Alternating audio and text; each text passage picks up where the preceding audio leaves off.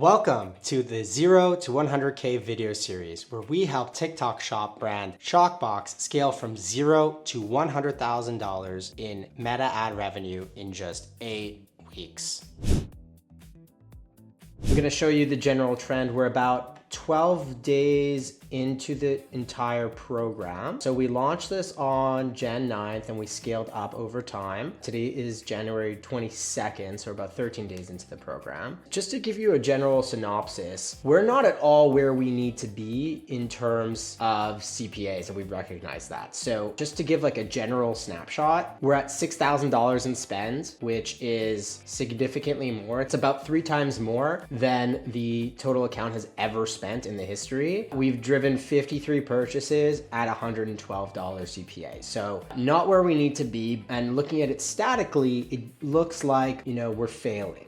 But the truth is we're seeing a very positive trend. So the first week we went live, 7 sales, $170 CPA. The second week we went live, $3,000 in spend. Now keep in mind, this is significantly better, significantly more than the account has spent in its history. Brought in 27 sales at $113. And now we're within the third week, we're at $1,700 to spend and a $90 CPA. So we're seeing this general positive trend in which we go from a 25% ROAS, again, I know it's not at all where we need to be, up to almost doubling it and cutting the CPA almost in half. And all of this was done through a few different learnings that we're gonna go through today. And just to be extremely clear with it, Meta has to learn from an algorithmic perspective on how to target and who to target and what ads to serve, but the media buyer does as well. And so we're making pretty significant progress day over day, bringing down the CPAs to an extent where 3 out of the last 4 days, we were actually at $75. And these are less than $75. And this is a very significant jump down from the $100, $150 average that we were at prior. So what I want to go through today is the variables that actually caused us to decrease our CPAs and what we're going to be doing next in order to further decrease the CPAs. And with that being said, we looked at 4 different variables that we've learned over the course of managing this account that helped us make some optimizations in order to reduce these CPAs to where they are today. And those 4 optimizations are not necessarily things that a junior media buyer would look at. They're very deep. And so those 4 things were the following: creative formats, which we were testing, which we'll go through, URLs, where we're driving to, the platform and the placement, as well as time of day. Those are 4 things, 4 variables that we typically don't look at, that we had to look at in terms of understanding how this account acts. So let's dive into the first one, which is creative ad formats. If you recall, when we originally began if you reference episode 1, when we originally began our setup, we said, all right, we want to test static versus video. That was the ultimate goal, to understand how the CPMs were, how the CTRs were, what they came in at, and obviously what the CPAs came in at. And so when we launched these, we actually launched them in tandem to running 2 tests. Number 1, it was landing page URLs, but number 2, we also wanted to test out the different angles. And the way that we did that was leaning into Andromeda's updates of, hey, let's run flex ads. Let's bucket it by angle, duplicate it by URL, so landing page destination, and let's pull out all this data. So that's what we're doing today. So the first thing that we saw was, generally speaking, video was outperforming images. And the reason we see a lot of unknowns here is because the vast majority of the spend that went over to static was within flexible ads. And when we pull that, we don't actually know if it was a static ad or a carousel ad, or if they added enhancements to it to make it a sort of GIF or GIF. And so flex ads really limited reporting. I went through this in episode 2, but what we learned coming out of that is that video ads performed at about $100 CPA, and we'll go through the pros and cons of that in a moment, whereas our flex ads were at $122. So we really leaned into video ads. So what tend to happen and how this progressed over time was when we looked at the video ads themselves, we ended up putting all the video ads into one ad set here, which was the video testing ad set. And that video testing ad set was very specific to really just driving the vast majority of spend to one ad itself. And as a result, that one ad was taking up all of the spend. It was performing at a pretty strong rate. Like on average, we were looking about $150-ish in CPA, but this one ad brought in 22 out of the 23 sales at $100. And given that was the best in the account at the time, we continued to run at the $100 CPA. But what we learned is that this breakout and this particular sort of structure didn't work well because we were spending 80% of our budget on one ad and we had a lot of ads to run. And so how that progressed over time is that we actually built out multiple ad sets broken out by asset type, one by one, as in one ad per ad set. And that started to actually begin to pick up. So now we have some videos that are running at below that $100 CPA, and others that are starting to get some spend, and others that are running at a higher CTR. And so as we progressed through the week, what happened was we began to launch all of these video ads, which are picking up. And as a result, CPAs started to begin to decrease over time.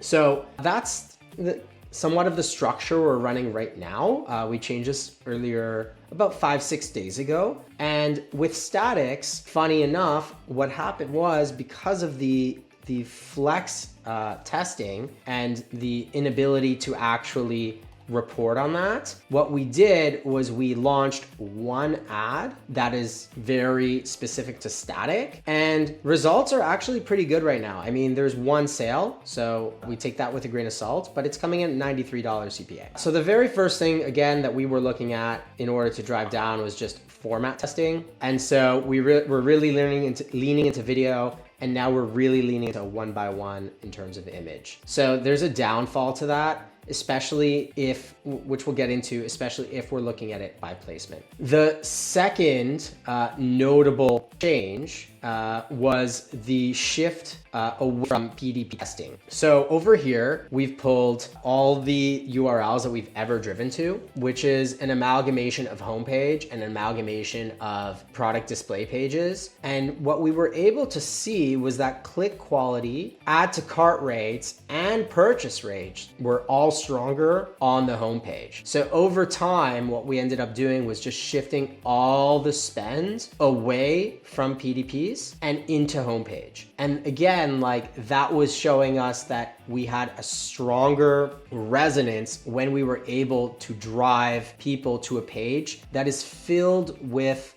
information about the product line, etc. Now, with that being said, earlier in our activity, we were actually driving to the homepage, which had a different product displayed on it. It was simply just a chocolate bar, which was a new launch.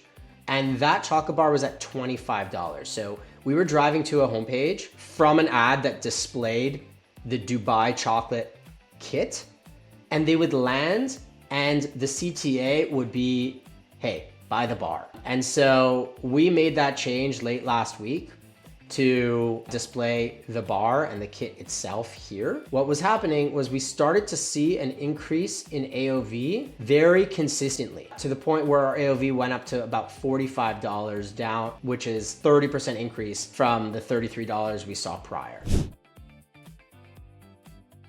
So we're tackling that AOV issue, which ultimately results in better ROAS.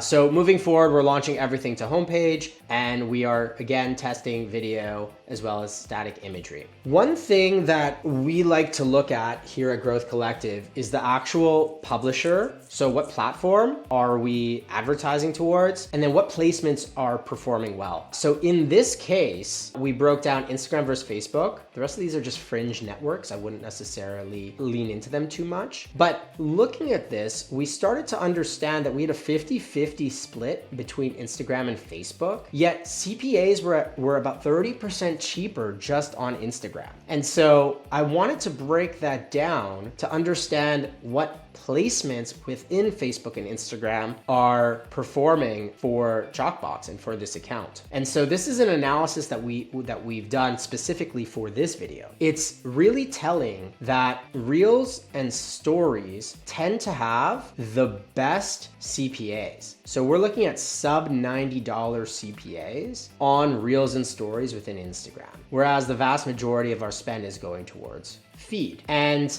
although Meta feed is doing all right, Instagram feed is not. And so one thing that really helps round out the story is when we harken back and we really think back to what I just mentioned regarding flex ads, we had the inability to influence the size that was being shown in these placements. And so we were showing one by ones within Instagram Stories and within Instagram Reels. And as a result, knowing this, what we have done is within this static test, we were able to include placement customization to include this 16:9 variant, the 16:9 variant of this particular ad, which is showing 1080 by 1080, but was customized here to be 1080 by 1920. So let's take a look here to make sure that it's correct.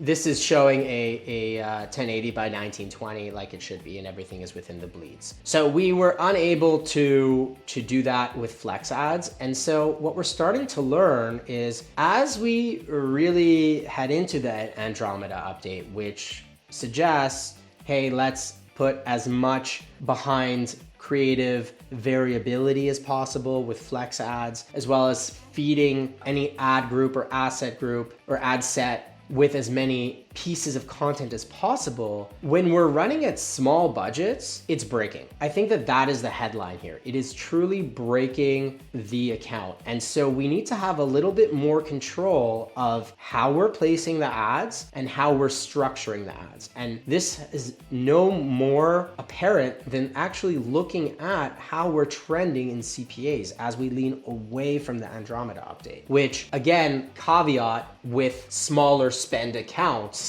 you may need to have a little bit more control. And so when we look at building out future campaigns, whether that is for Valentine's Day, bottom of funnel, net new tests that we're going to run, which I will get into in a moment, we will be using a very constrained type of structure that is, first of all, one by one, and second of all, being able to placement customize, which we cannot do with flex ads.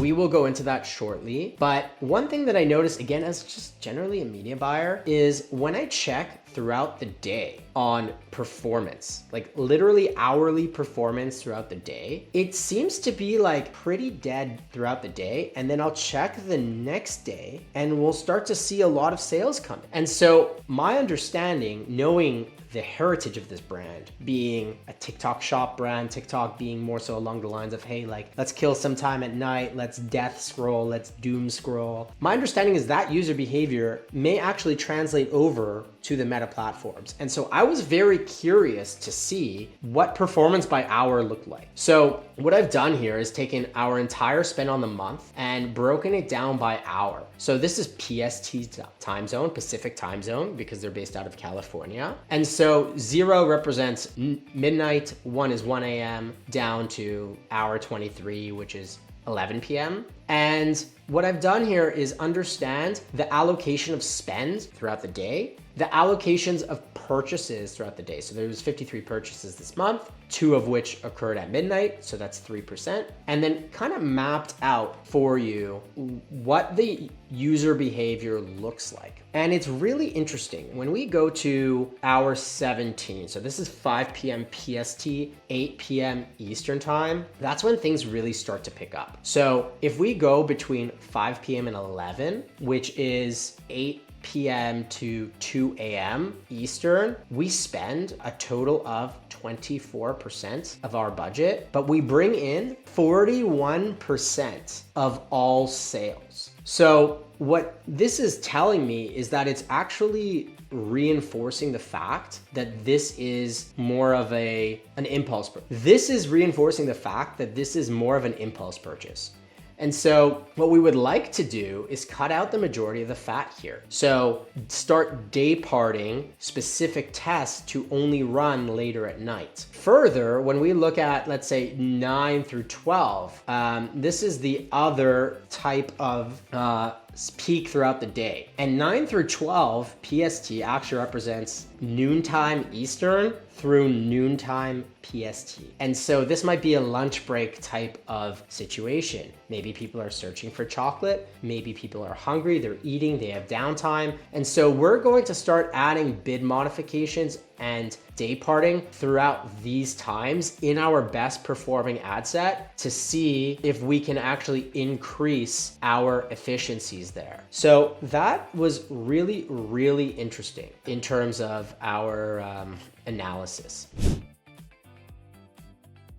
So moving forward, there are 5 things that we are going to do, just to recap, in terms of how we're going to move forward and drive these CPAs down even further. Because we are still, we're moving in the right direction, but we're not where we need to be. These need to come down in the $40 range. So the first thing we're doing is removing flexible ads altogether. Those flexible ads give us the inability to report and the inability to customize placements, which is required in this account. The second thing we're doing is we'll continue with this 1-by-1 structure in order to find winners and give each ad its fair share of budget. The third thing, which we're doing and we just started to try out, is take each one of these pieces of content that we have. So for example, this is Rachel, and run a whitelist with them. So this is a partnership ad that is from Rachel and the brand. And the initial results of this are actually really interesting. When we look at these two running side by side, one has a $115 CPA, one has a $400 CPA, which is a little bit muddied because it had an old ad running in it. But what I do want to focus on is the fact that we have a 3.6% CTR instead of a 2.6% CTR. So we're going to be testing that with every creator that we can. The fourth thing that we are doing is going to continue to run high AOV on-site optimizations. And so that is driving to either a homepage that displays a product of a higher AOV, and as well going into the product and trying to upsell individuals as much as possible. All these users will see these upsell options, which did not previously exist. And finally, over the next week, we'll be launching our Valentine's Day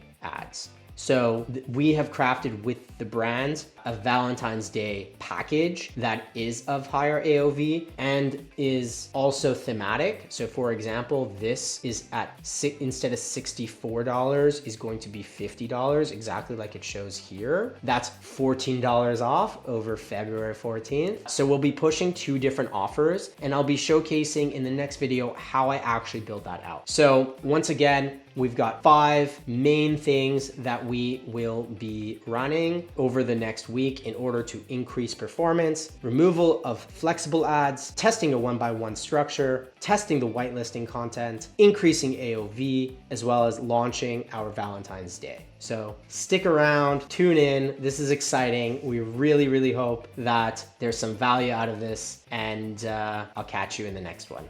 If you're a 7-figure founder or e-com marketer looking to grow your brand in 2026, feel free to follow along or sign up for our weekly newsletter, The Growth Collective. And if you'd like to work with us directly, our team manages 1.5 million in ad spend per month for the fastest growing e-com brands in the space. We cover the whole gamut: paid social, paid search, creative strategy, production, and email marketing. I'll see you in the next video.